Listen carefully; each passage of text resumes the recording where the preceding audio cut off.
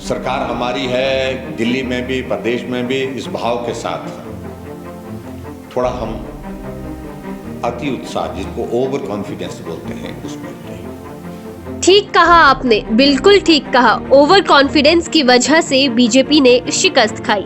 मगर इसका जवाब तो दीजिए, ये ओवर कॉन्फिडेंस आया कहां से?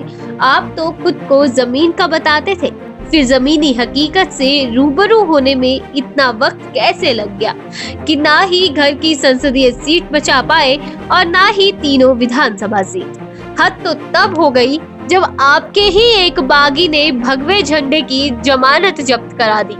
अभी जब पिछले कल से हमने इसका चिंतन मंथन मैंने अपने ही विधानसभा क्षेत्र से शुरू किया, हालांकि मेरे विधानसभा क्षेत्र से 21,600 की बढ़त जो है वो भाजपा को मिली है।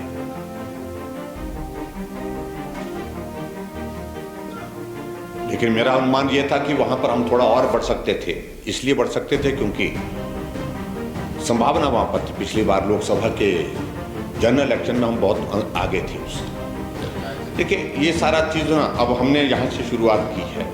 यहाँ से शुरुआत करने के पश्चात जो है इसको प्रदेश कार्य समिति की बैठक में होगी, कोर ग्रुप की बैठक में होगी, उसके बाद पार्टी के केंद्र का नेतृत्व तय करेगा सारी चीज़ों को लेकर। उनको पूरा फीडबैक देंगे इस बात को लेकर के कहाँ एक एक विधानसभा क्षेत्र का, एक एक विधानसभा क्षेत्र का। लेकिन इतना जरूर है कि आने वाले समय में पार्टी के अंदर जो है वो निर्णय करने की प्रक्रिया तेज भी होगी और उसके बाद थोड़ा सख्ती भी होगी।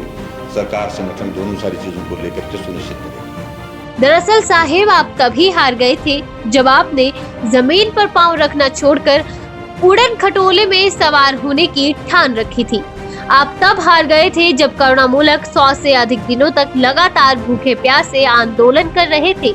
साहेब, आप तब भी हार गए थे जब बागवानों को सेब के सही दाम नहीं मिल रहे थे। आप तो उस दिन भी हार गए थे जब रसोई गैस के दाम 1,000 रुपए पहुंचे थे। मगर आपको जमीन पर बदल रही चीजों के बारे में पता कहां से चलता?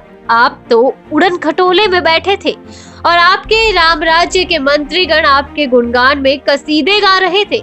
अपनी तारीफ तो आप आसमान से भी सुन लेते थे, लेकिन जो गरीब इस महंगाई में जद्दोजहद के बाद 2 जून की रोटी तक कमाने में लाचार महसूस कर रहा था, उसकी मर्सिया आपको सुनाई नहीं दे रही थी। देखिए, ऐसा है कि कांग्रेस वाले तो उसको अपने हिसाब से देख रहे हैं, लेकिन मैं पार्टी के अंदर हूँ, पार्टी की वजह से हूँ। पार्टी का नेतृत्व जो निर्णय करता है, हम तो उसके साथ चलने वाले लोग हैं। किसी के कहने पर नहीं कुछ होने वाला है किसी के, लेकिन पार्टी का नेतृत्व जो भी निर्णय करेगा।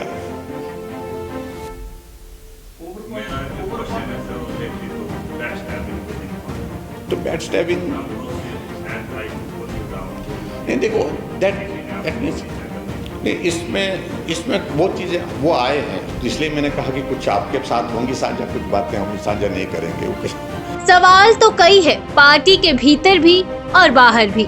बेशक हाईकमान ने आपको क्षमादान दे दिया हो, मगर ठीक विधानसभा चुनाव से पहले लगी ये चोट आप इस बरस में नहीं भूलेंगे। सीएम साहब, कहावत है, जीत सेना की होती है और हार सेनापति की।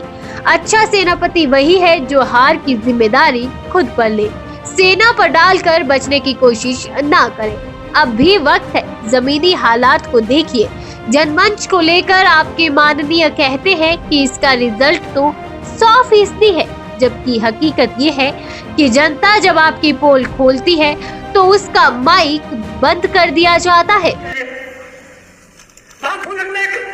फूल लगाना चाहिए क्योंकि बाबा मैं भी मर चुका तो बच गया। एक कितना होगा जी तू आगे वो जाओ एक दूसरा एक छोड़ो यार। हां बोल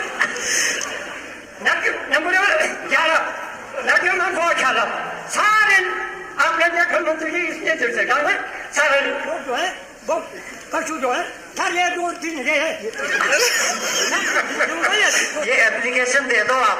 हाँ, बात रही भीतरघात की, इससे तो जितना जल्दी आप निपट ले ये आपके सियासी करियर के लिए उतना ही ठीक रहेगा। नहीं तो है कुछ आपके ही पार्टी में जिन्हें शायद जानबूझकर 2017 में नेपथ्य में भेजने की प्लानिंग की गई थी। अगर आपने जनता के हाल नहीं सुधारे तो 2022 में सेंटर कहीं आपकी लाइन न लगा दे। क्योंकि एक साल से ज़्यादा तो जनमंच बंद ही रहा। 3 साल में हमने जो हमारी एवरेज रेशियो आ रही है वो मोर देन 95% आ रही है, जिसमें हमने लोगों की समस्या का समाधान मौके पे जाके करके या बाद में उनको कर दिया। कुछ जो 5-7% जो नहीं हो सकी उनका अब हम फॉलोअप ले रहे हैं। पिया तो रखे अभिमान, पिया तो बीती यादों से नाता सहेजना सीखा, हाथ थाम कर जिनके चलना सीखा, गिरने लगती जब तो उनसे संभलना सीखा। पिया तो रखे अभिमान, उनकी डांट से खुद को तराशना सीखा। पिया तो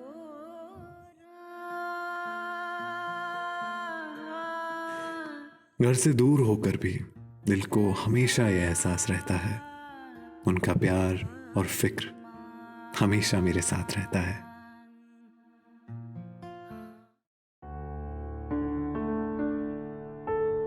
भूषण ज्वेलर्स, अनमोल रिश्तों के लिए।